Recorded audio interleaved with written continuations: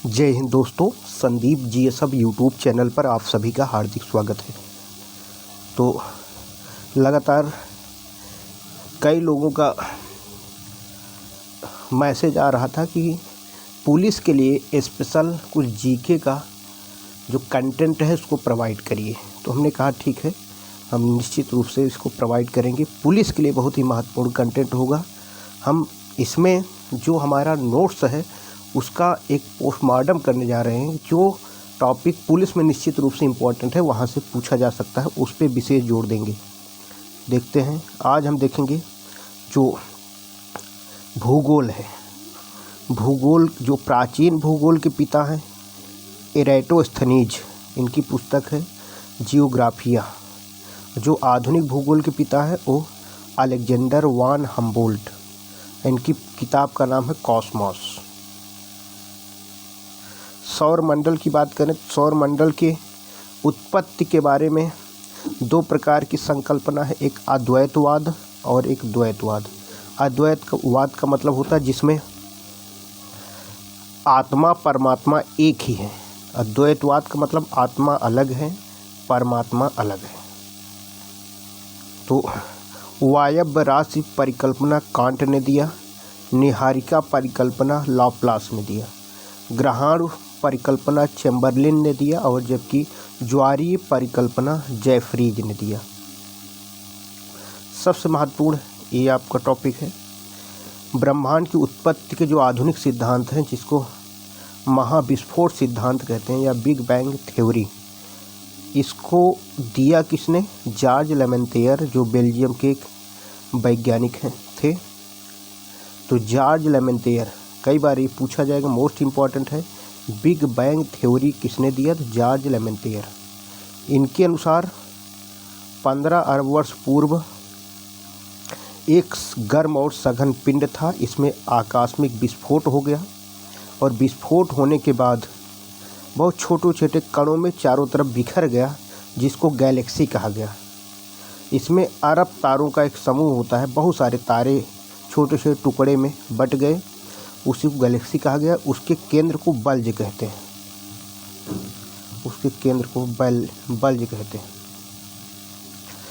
कुल मिला के ब्रह्मांड में लगभग 10 का पावर 11 गैलेक्सियाँ हैं।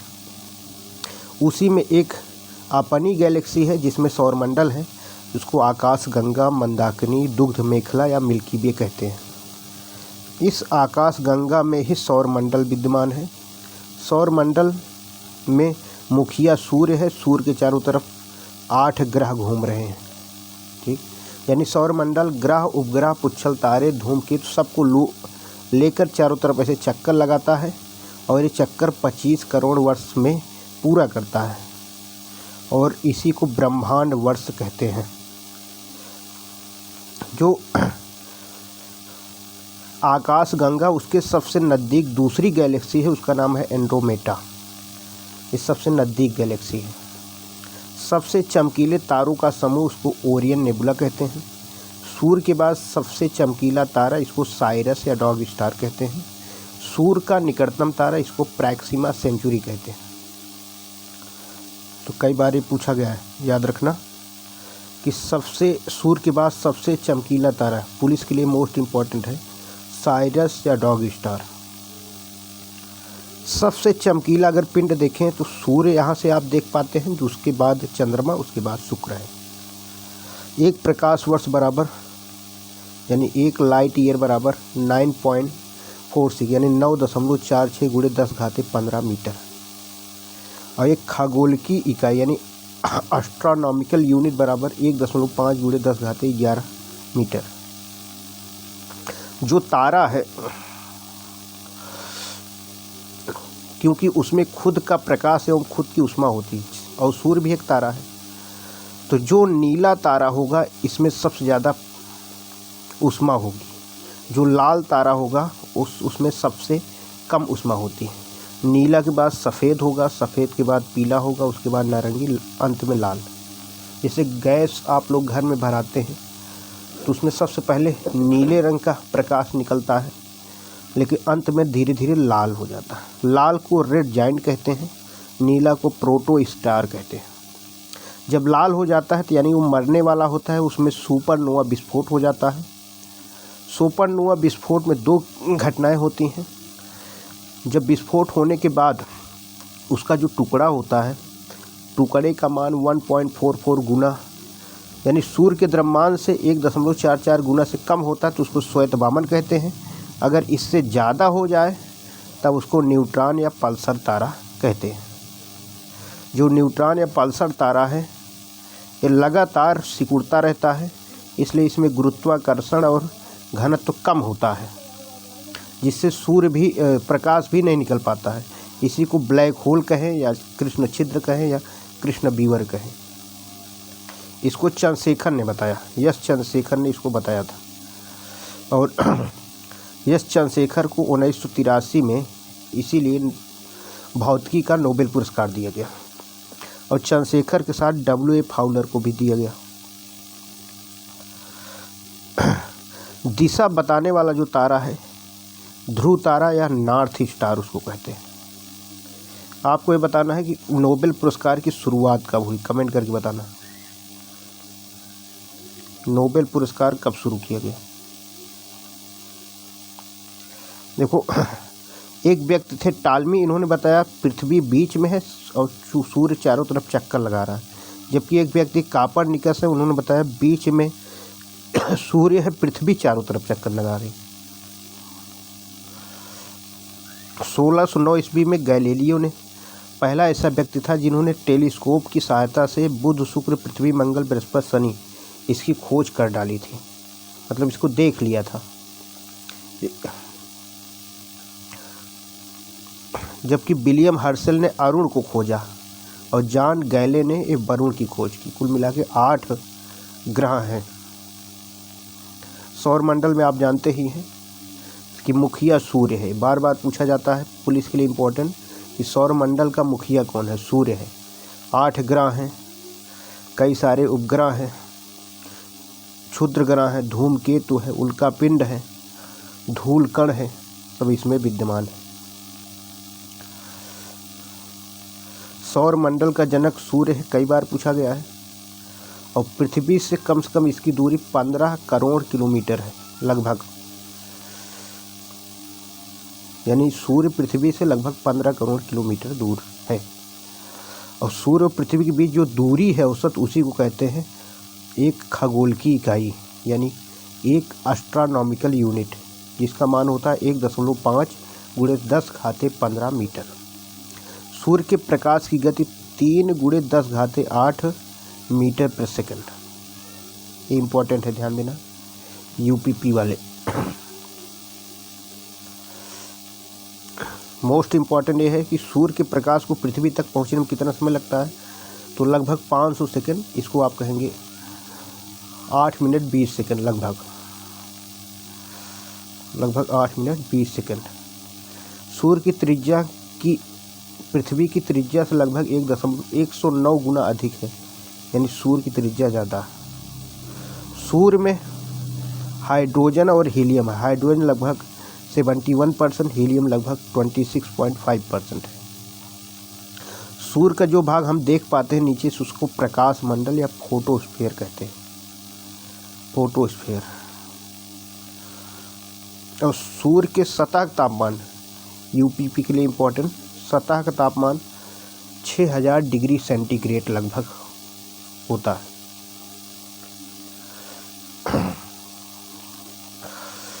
पृथ्वी के बाद सबसे ऊपरी परत क्षोभ मंडल है, उसके और ऊपर जो है समताप मंडल है, उसके बाद मध्य मंडल है, अयन मंडल है, और सबसे बाद बाह्य मंडल है। ये आपको ध्यान देना। सूर्य है, उसके बाद मरकरी यानी बुध है, शुक्र है, पृथ्वी है, मंगल है, बृहस्पति है, शनि है, अरुण है, वरुण है। जो ये 4 ग्रह है, बुध, शुक्र, पृथ्वी, मंगल, इसको आंतरिक ग्रह या पार्थिव ग्रह कहते हैं। बृहस्पति, शनि, अरुण, वरुण इसको बाह्य ग्रह या जोबियन ग्रह भी कहते हैं। ग्रह उसे कहते हैं जो सूर्य के चारों तरफ घूमे लेकिन खुद का कोई ऊर्जा का स्रोत ना हो, क्योंकि जैसे पृथ्वी ही है तो पृथ्वी के समस्त ऊर्जा का स्रोत सूर्य ही है। तो यानी मंगल और बृहस्पति के बीच में क्षुद्र ग्रह या पुच्छल तारे सब पाए जाते हैं। कई बार तो यही पूछ लेता है मंगल और बृहस्पति। सबसे बड़ा बृहस्पति है, सबसे छोटा बुध है, लाल है मंगल है, बृहस्पति पीला है, शनि काला है, अरुण लेटा हुआ है, पृथ्वी नीला है, शुक्र चमकीली है। ये भी प्रश्न इम्पोर्टेंट है। तो बुध सूर्य के सबसे नज़दीक है, सबसे छोटा ये है, सबसे ज़्यादा दैनिक तापांतर है, यानी दिन का तापमान 173 में है डिग्री सेंटीग्रेड, जबकि रात में माइनस में 427 डिग्री सेंटीग्रेड माइनस में चला जाता है। बुध में कोई उपग्रह नहीं है, ये चीज़ ध्यान देना। बुध और शुक्र के कोई भी उपग्रह नहीं है। बुध और शुक्र, शुक्र एक ग्रीक देवता के नाम पे इसका नाम पड़ा है। इसको सुंदरता का देवता यानी गॉड ऑफ ब्यूटी भी कहते हैं। सबसे गर्म शुक्र ही है। इसके वायुमंडल में 90% कार्बन डाइऑक्साइड पाई जाती है, जो कि ग्रीन हाउस गैस है, जिससे वहाँ का तापमान ज़्यादा रहता है। मोस्ट इम्पॉर्टेंट है, पृथ्वी के सबसे नज़दीक ग्रह शुक्र ही है और सबसे चमकीला है। भोर का तारा, सांझ का तारा, ये भी इसी को कहा जाता है, पृथ्वी की बहन भी कहा जाता है। और शुक्र का जो परिक्रमण काल है 225 दिन, जबकि परिभ्रमण है 243 दिन, यानी इसका जो साल है दिन से छोटा है, यानी दिन बाद में पूरा होता है जबकि साल पहले पूरा हो जाता है। यानी सबसे धीमी गति से घूमता है वो है शुक्र।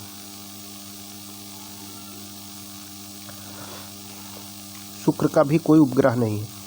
मंगल की बात करें, लाल होने के कारण आयरन ऑक्साइड, कई बार तो यही प्रश्न पूछ लिया। ओलंपस मैसी ज्वालामुखी जो मंगल पे है, सौरमंडल का सबसे बड़ा ज्वालामुखी। पृथ्वी पर जो है किलायु है, जो कि हवाई द्वीप पर है। किलायु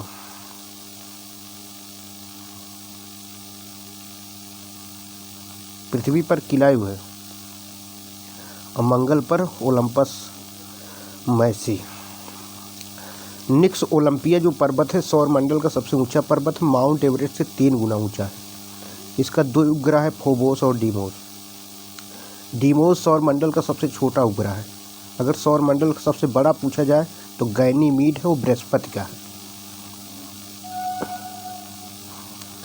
तो मंगल पर नासा का एक उपग्रह भेजा गया है, क्यूरियोसिटी रोवर इसको कहते हैं, जबकि भारत के द्वारा मॉम भेजा गया, मार्स ऑर्बिटर मिशन 5 नवंबर 2013 को भेजा गया, 24 सितंबर 2014 को पहुंचा। PSLV-C25 के द्वारा भेजा गया। तो मॉम याद रखना 2014 में पहुंचा है, भारत का है।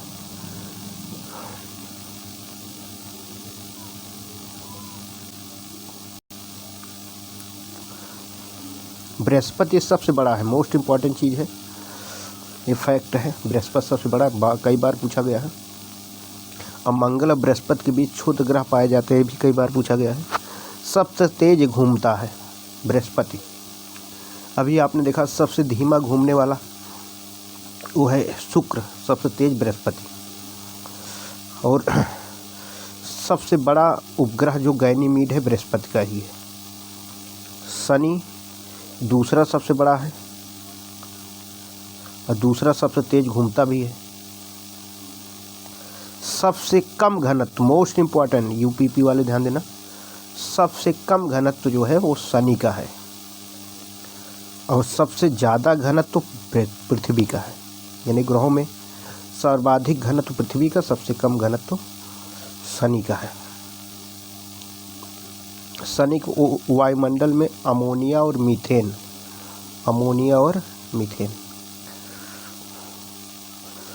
अंतर्राष्ट्रीय खगोल संघ इंटरनेशनल एस्ट्रोनॉमिकल यूनियन जो है, इसका हेडक्वार्टर पेरिस में है। यही सब बताता है, मतलब ग्रहों के बारे में जानकारी देता है। शनि के चारों तरफ 7 बलय छल्ले हैं, ये भी कई बार प्रश्न पूछा जा चुका है। अरुण हरा भी ग्रह है, क्योंकि मीथेन सबसे ज़्यादा हरा ग्रह है और इसी को लेटा हुआ ग्रह भी कहते हैं, अपने अक्ष पर लेटा हुआ है। 82.5 अंश झुका हुआ है, इसी को लेटा हुआ कहते हैं। विलियम हर्शेल इसको खोजे थे।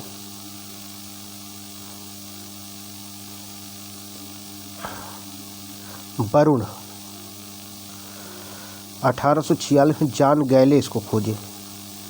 और सबसे ठंडा, सबसे दूर तो सबसे ठंडा यही है, वरुण। प्लूटो या यम, ये पहले एक ग्रह था, लेकिन 2006 में प्राग चेक गणराज्य में एक बैठक हुई और इसको ग्रह की श्रेणी से हटा दिया गया। इसको पाताल का देवता भी कहते हैं। अब 52 ग्रह की श्रेणी में रख दिया गया। पृथ्वी सूर्य से तीसरे स्थान पर है। आकार में 5वां सबसे बड़ा ग्रह पृथ्वी ही है, यानी आंतरिक ग्रह में सबसे बड़ा यही है। सबसे ज़्यादा घनत्व पृथ्वी का है, सबसे कम घनत्व शनि का है। नीला ग्रह कहते हैं क्योंकि 2/3 भाग में जल ही जल है। पृथ्वी का जो आकार है वो जियाड आकार का है। अगर हम देखें यानी उत्तरी ध्रुव से दक्षिणी ध्रुव, तब इसका जो व्यास है 12,714, जबकि विषुवती व्यास अगर देखा जाए तो 12,756 है।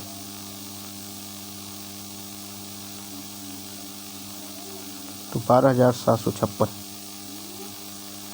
पृथ्वी का क्षेत्रफल, मेस्ट बात यह है कि 29% पर स्थल है, 71% पर जल है। 7 महाद्वीप स्थल है, यानी जो स्थल है वो 7 महाद्वीपों में बटा है, और जो जल है 5 महासागरों में बटा हुआ है। तो आप देख रहे हैं सबसे बड़ा महाद्वीप एशिया है, उससे छोटा अफ्रीका है, उससे छोटा उत्तरी अमेरिका, उसके बाद दक्षिणी अमेरिका, अंटार्कटिका, यूरोप और ऑस्ट्रेलिया। महासागर में प्रशांत महासागर, अटलांटिक महासागर, हिंद महासागर, आर्कटिक महासागर, अंटार्कटिक महासागर और आर्कटिक महासागर। तो प्रशांत, अटलांटिक और हिंद में ही 90% पानी है। प्रशांत सबसे गहरा भी है।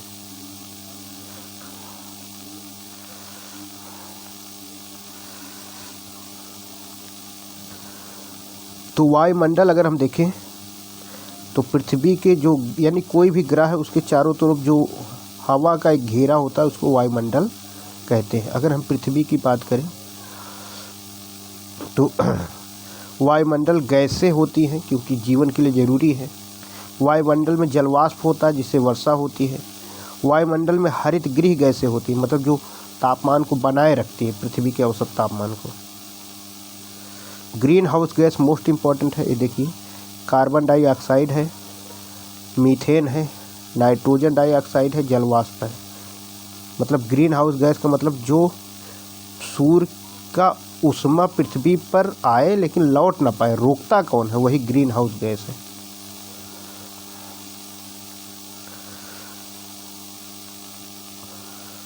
पृथ्वी का औसत तापमान 15 डिग्री सेंटीग्रेड है, इसको ध्यान देना। वायुमंडल उल्का पिंडों से बचाता है। ऊपर से बड़ा पिंड आता है, जब वायुमंडल में टकराता है तो टूट टूट चारों तरफ फैल जाता है। अगर ये पूरा गिर जाए तो पूरा शहर टूट सकता है, कई सारे लोग मारे जा सकते हैं। लेकिन टूट टूट जब इधर फैल जाता है लोग बच जाते हैं। वायुमंडल है जो हमारे पराबैंगनी सूर्य की निकलने वाली जो अल्ट्रावायलेट विकिरण है उससे बचाता है, क्योंकि वायुमंडल में समताप मंडल होता है जिसमें ओजोन गैस पाई जाती है। ओजोन गैस ही अल्ट्रावायलेट विकिरण को रोकती है। लेकिन इस ओजोन गैस को एक गैस खत्म नुकसान पहुंचा रही CFC, तो उसको CFC कहते हैं। वायुमंडल में मोस्ट इम्पॉर्टेंट चीज़ इसको ध्यान देना है, वायुमंडल में नाइट्रोजन 78% है, ऑक्सीजन 21% है, आर्गन 0.93%, कार्बन डाइऑक्साइड 0.03%, अन्य गैसों में 0.04% है। तो नाइट्रोजन, ऑक्सीजन ये दोनों अस्थाई तत्व हैं, इसमें परिवर्तन नहीं होना है, जबकि अन्य जो गैसें हैं वो अस्थाई में आती हैं।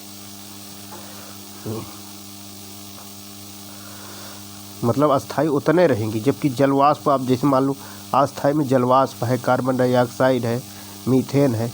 तो जलवाष्प कभी आप देखो आर्द्रता ज़्यादा रहती है, कभी कम रहती है। गर्मी में पानी हवा में पानी की मात्रा बहुत कम रहती, ठंडी में ज़्यादा रहती, इसको जलवाष्प, ये सब कम ज़्यादा होती रहती। नाइट्रोजन जो है वायुमंडल में सबसे ज़्यादा है, और वनस्पतियाँ जो पेड़ पौधे हैं उसमें नाइट्रोजन की सहायता से वनस्पतियाँ प्रोटीन का निर्माण करती हैं। ठीक, तो जो नाइट्रोजन है तेज़ी से आग को फैलने से रोकती है। आग को बुझाने में कार्बन डाइऑक्साइड है, लेकिन तेज़ी से फैलने से रोकने में नाइट्रोजन है। जो लिग्यूमिनेसी परिवार के पौधे होते हैं, जो दलहनी फसल होती है, उसमें राइजोबियम एक जीवाणु होता है जो कि नाइट्रोजन को वायुमंडल से खींच के जड़ों में बैठा देता है, जिससे कि मिट्टी में नाइट्रोजन की मात्रा बढ़ जाती है। इसलिए कहा जाता है दलहनी फसल बोनी चाहिए। वायुमंडलीय दाब का सबसे महत्वपूर्ण घटक नाइट्रोजन ही है, क्योंकि सबसे ज़्यादा मात्रा वही है। जैसे आप फिल्मों में देखते हैं बादल, धुआं, ये सब वायुमंडल में जो दिखाई देते हैं, कृत्रिम रूप से मनुष्य द्वारा जो बनाए जाते हैं, नाइट्रोजन की सहायता से बनाए जाते हैं। द्रवित नाइट्रोजन में ही कोशिका है, ऊतक है, अंडाणु है, शुक्राणु है, इसको संरक्षित रखा जाता है, खराब नहीं होगा। ऑक्सीजन की बात करें तो आप जानते हैं ऑक्सीजन ना हो तो जीव मर जाएंगे, जीवनदायिनी इसको कहते हैं।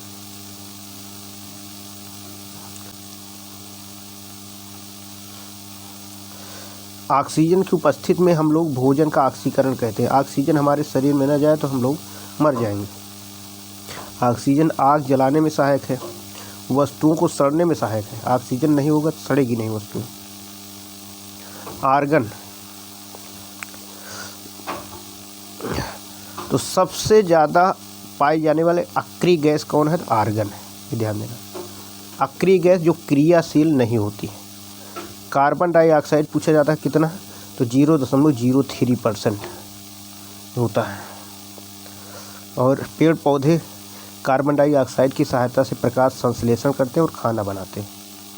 कार्बन डाइऑक्साइड आग बुझाने में सहायक है, और जो पृथ्वी का तापन है यानी हरित ग्रीन हाउस गैस के लिए उत्तरदायी यही है। कार्बन डाइऑक्साइड कम में कटौती के लिए क्योटो प्रोटोकॉल हुआ था 1997 में, जापान में हुआ था, जबकि इससे 10 साल पहले मॉन्ट्रियल प्रोटोकॉल हुआ था 1987। हाइड्रोजन की बात करें, सबसे हल्की गैस हाइड्रोजन है। अब पूरे ब्रह्मांड में सबसे ज़्यादा हाइड्रोजन पाई जाती है। मोस्ट इम्पॉर्टेंट है पुलिस के लिए ध्यान देना। पृथ्वी पर वायुमंडल में सबसे ज़्यादा नाइट्रोजन, लेकिन ब्रह्मांड में सबसे ज़्यादा हाइड्रोजन, ये ध्यान देना। हाइड्रोजन को भविष्य का ईंधन भी कहते हैं, भविष्य में इसका प्रयोग होगा, और सर्वाधिक कैलोरीफिक मान इसी का है। हीलियम गैस ये दूसरी तथा सबसे हल्की गैस, और अक्रिय गैसों में सबसे हल्की हीलियम ही है, और ब्रह्मांड में दूसरे स्थान पर सबसे ज़्यादा पाई भी जाती है। हवाई जहाज़ के टायर में मोस्ट इम्पॉर्टेंट, और पर्यटकों के गुब्बारे में यही गैस भरी जाती है, हीलियम। मीथेन बायोगैस यानी गोबर गैस प्लांट से, हरितगृह प्रभाव से, धान के खेत से। पशु जब जुगाली करते हैं यानी पागुर करते हैं तो उनके पेट में भी होता है, क्योंकि सेलुलोज और जल के साथ क्रिया करने पर ही मीथेन गैस निकलती है। ओजोन गैस समताप मंडल में 15 से 35 किलोमीटर की ऊंचाई पर पाई जाती है, यानी O3 यानी ओजोन गैस जो है पराबैंगनी किरणों को अवशोषित करती है, जिससे धरती पर ना आए। O3 में छिद्र कब पता चला? 1985 में। कौन किया था खोज? फोरमैन और गार्डिनर ने। ये कहाँ के हैं? ये ब्रिटेन के। इन्होंने बताया कि ओजोन में छिद्र हो रहा है। तब उसके बाद 16 सितंबर 1987 को मॉन्ट्रियल प्रोटोकॉल हुआ, और 16 सितंबर को हुआ, इसलिए 16 सितंबर को विश्व ओजोन दिवस मनाया जाता है। इसके 5 साल बाद 22 अप्रैल 1992 को रियो सम्मेलन, पृथ्वी सम्मेलन हुआ। इसी दिन 22 अप्रैल को विश्व पृथ्वी दिवस भी मनाया जाता है।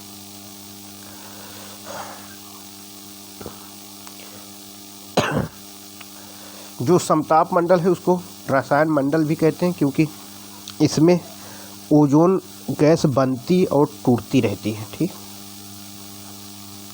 एक जीनान गैस है, इसको स्ट्रेंजर गैस कहते हैं, अजनबी गैस कहते हैं, क्योंकि ये क्रियाशील है, ये नहीं है।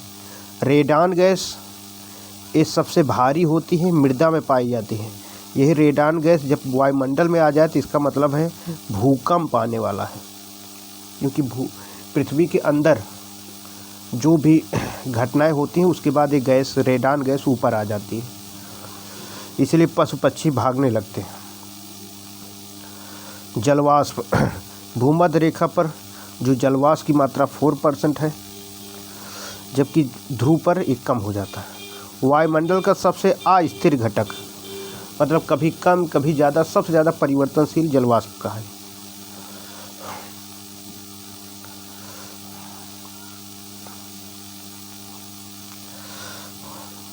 सममंडल में आएगा, वायुमंडल में देखिए सममंडल में क्षोभ मंडल, समताप मंडल और मध्य मंडल। विषम मंडल में आयन मंडल और बाह्य मंडल। इसको सब ये बताया कौन? मार्शल और निकोलेट।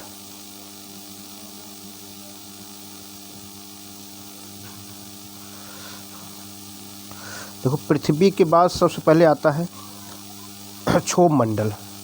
मौसम संबंधी सभी घटनाएं इसी पर होती हैं। ठीक, उसके बाद समताप मंडल, हवाई जहाज़ इसी में उड़ती है और ओजोन गैस इसी में रहती है। उसके बाद मध्य मंडल, मध्य मंडल में सबसे ठंडा मंडल यही है, उल्का पिंड की घटना इसी में होती है। उसके बाद आयन मंडल, आयन मंडल में आप जानते हैं कि यहाँ से पूरा, यानी यहीं से रेडियो तरंगे परावर्तित होती है। इसके साथ साथ यहाँ से पूरे पृथ्वी आप देख सकते हैं। सबसे ऊपर बाह्य मंडल, जहाँ पर कृत्रिम उपग्रह होते हैं। क्षोभ मंडल, तो देखो इसकी औसत ऊंचाई 13 किलोमीटर, भूमध्य रेखा पर 18 किलोमीटर, ध्रुव पर 8 किलोमीटर। 18, 8 आप जानते हैं 26 होता है, 26 में 2 से भाग देंगे 13 किलोमीटर। सर्वाधिक गैसों का मिश्रण क्षोभ मंडल में ही होता है, सबसे नीचे ही है। मौसम संबंधी सभी घटनाएं इसमें होती ही हैं। और सामान्य ह्रास दर, यानी इसके ऐसे ऊपर जाएंगे तापमान कम होता चला जाएगा, वो क्षोभ मंडल है। तो कितना कम होगा? 1000 मीटर मतलब 1 किलोमीटर पर 6.5 डिग्री सेंटीग्रेड, जबकि 165 मीटर पर 1 डिग्री सेंटीग्रेड कम होता। उसके बाद क्षोभ मंडल के ऊपर क्षोभ सीमा है, यहाँ बहुत तेज़ हवाएं चलती हैं और इस हवा को जेट धारा कहते हैं। जेट धारा नाम कब दिया गया? 1945 में जब अमेरिका जापान पर बम गिराया था, तो जाने और आने में समय का डिफरेंस हो गया, तब पता चला कि कौन हवा है जो इसको रोक रही है, इसलिए उसका नाम रख दिया गया जेट धारा। समताप मंडल 50 किलोमीटर तक ऊंचाई तक होता है। इसमें तापमान कम नहीं होता, बढ़ता जाता है। ठीक, तापमान इसमें बढ़ता रहता है। इस समताप मंडल को ओजोन मंडल भी कहते हैं, क्योंकि 90% ओजोन गैस इसी में पाई जाती है। रसायन मंडल भी इसलिए समताप मंडल को कहते हैं क्योंकि इसी में ओजोन बनती बिगड़ती है। कोई मौसमी घटना न होने के कारण समताप मंडल में ही जहाज़ें उड़ती हैं। उसके बाद आ जाता है मध्य मंडल। वायुमंडल की सबसे ठंडी परत ही मध्य मंडल है, उल्का पिंड इसी में दिखाई देगा। उसके बाद आयन मंडल, तो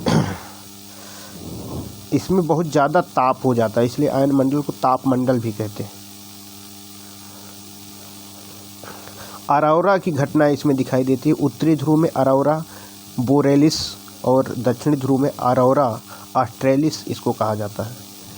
यही आयन मंडल से रेडियो तरंगे परावर्तित होती, मगर अगर आयन मंडल न होता तो न तो रेडियो चल पाता, न तो टीवी, न तो फ़ोन, कुछ भी चलना संभव नहीं था। संचार के साधन अवरुद्ध हो जाते। बाह्य मंडल ऊंचाई 640 किलोमीटर के ऊपर सबसे बाहरी परत है, अंतरिक्ष से जुड़ी हुई है, इसलिए कृत्रिम उपग्रह इसी में लगाए जाते हैं। तो जो इम्पोर्टेंट चीज़ है उस पर हम ज़्यादा इस पर जोर दिए हैं। आप लोग को क्लास कैसा रहा इसको आप कमेंट करके बताएंगे, जिससे कि और जो महत्वपूर्ण तथ्य हैं उसको सब आपको हम प्रोवाइड कराते हैं। जय हिंद दोस्तों।